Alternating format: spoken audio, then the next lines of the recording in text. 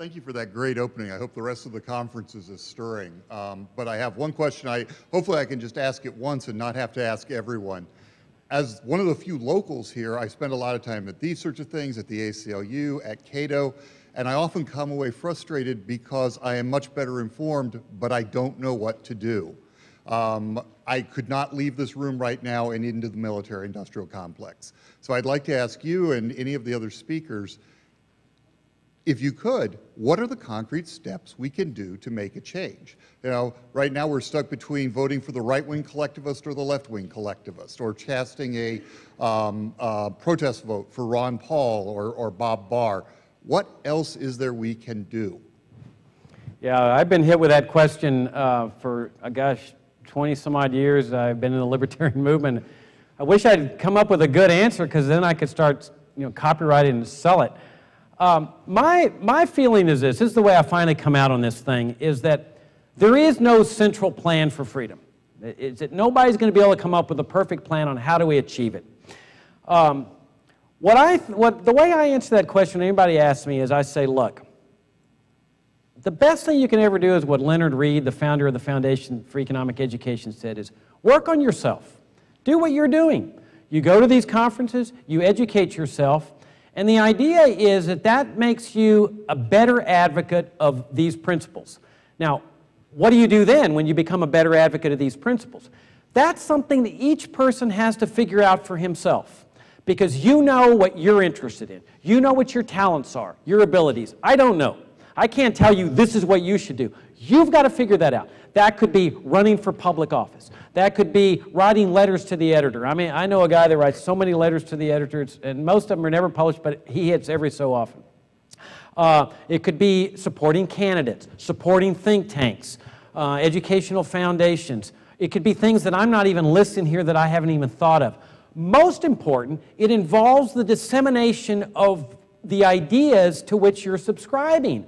And this is what a lot of people don't understand. There's a power of ideas that we can't measure. That all you got to do is inject them into the marketplace, which means sharing them with someone else. That could be a family member.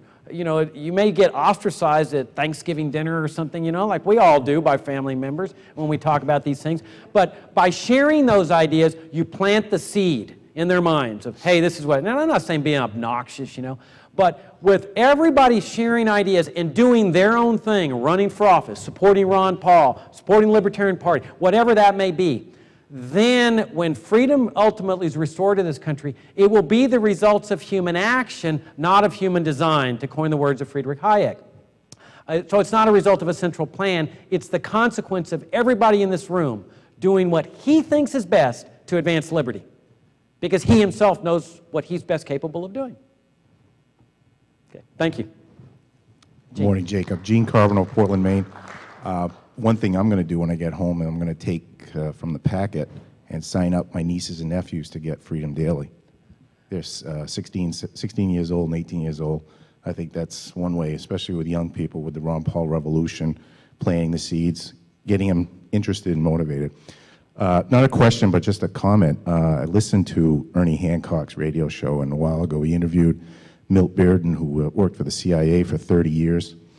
And their most effective means of communicating your message they used wasn't through torture or coup or whatever in Eastern Europe. They would print up leaflets of the Declaration of Independence and the Constitution, print it in their language, and distribute it in the Eastern Bloc. That's what he stated. That was the most effective means of toppling or getting people to think on these ideas. I thought I'd just mention that. That's fantastic. Again, it goes to the dissemination of ideas. And he mentions Freedom Daily. That's our journal. Many of you know it. But that's a great way to share ideas with people. Give them gift subscriptions to our journal, to the other foundations, the Foundation for Economic Education, the Cato Institute, Reason, Mises Institute. Put them on websites like LouRockwell.com, AnnieWard.com, on and on. And then that way it's not so obtrusive. When I visited Cuba, by the way, they had reformers there, I visited in their homes, that had on their shelves books by Ludwig von Mises, Friedrich Hayek, Milton Friedman, and that's how they were sharing ideas, more free market ideas in Cuba. Very carefully, but couched in the terms of the revolution and all, but understanding that's the way it happens, through the dissemination of ideas. It's not enough to come to this conference and remain mute when you return home. You got to share what you've gotten with others. Yes, sir. Thank you, and I think that this is a great start to also a rational debate and discourse. I'm hearing a lot of speakers say that we don't have that. I actually have an idea for a package of 5 new constitutional amendments, but one of them I think particularly pertains to what you were saying. After the Vietnam War, we had a War Powers Act, which of course was ignored by King George and King Richard. However, that War Powers Act could be codified into an amendment and expanded into what I call a covert War Powers Act, which would actually require that covert operations, some of which you allude to, actually the policy and the spending would have to be public, and even the overall operation would have to be public. Only the details of operations could be clandestine, but you still would have to have representatives that would see those or be privy to those with the right levels of classification.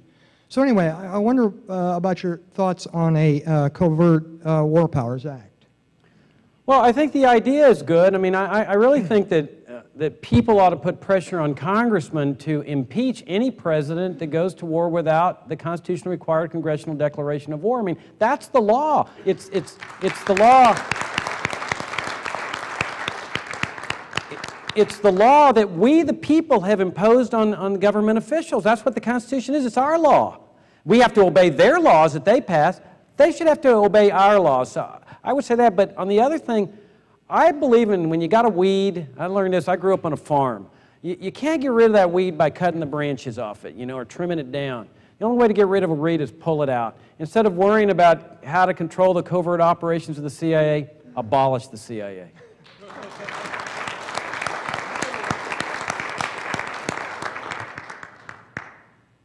I read 2 things before I came to this conference that were very revealing to me. The first thing that I read was the Constitution of the United States, just to kind of review it before I came down here. Very readable document, I think everyone will agree. And the thing that I discovered about the Constitution is that the power of this government is in Congress. It's in the House of Representatives and it's in the Senate. It's not in the court and it's not in the White House. Okay? That's the first thing I discovered. The second thing I discovered, the second thing that I read before I came down here, was the fact that Congress has an approval rating of about 11%. Okay? 11%. Now, my question, exactly, well deserved. Now, my question to you is, I think we do need a plan. I think this is a golden opportunity to attain 10, 20, 30, 40 seats in Congress and become a legitimate third-party movement in this nation. Okay? You got to climb the tree from the bottom, not from the top. And this whole thing of going for the White House time after time after time and tilting against windmills seems to me totally ridiculous. We should be putting together a plan and an organization to go through some of those low-lying apples in Congress and be able to establish ourselves as a legitimate third-party force. And I just wanted to, to get your thoughts on, the potential of that kind of a movement taking place. I think it'd be fantastic. And when I said there's no central plan, that doesn't mean there can't be individual plans. I mean, certainly everybody plans, and they work together to coordinate those plans. But clearly, if we had 535 Ron Pauls in the Senate and the House, I mean... That's the way it's going to be done. Yeah, I totally agree with you. Now, I think you'd agree it doesn't really matter whether the people would be abolishing and repealing all these laws like the drug war and stuff are Democrats, Republicans, or Libertarian Party members or Green Party members. As long as they reflect this philosophy, I think that's what matters. I mean, Ron Paul's a Republican. Don't you think the Democrats and Republicans are hopelessly polluted and corrupted by the military-industrial complex, the new security-industrial complex, Wall Street, the pharmaceutical industry? It's almost hopeless that we can bring them back into any kind of sense. I agree. We need a new group of people to come in. I agree with you, but Ron Paul shows you that it's not impossible. You see.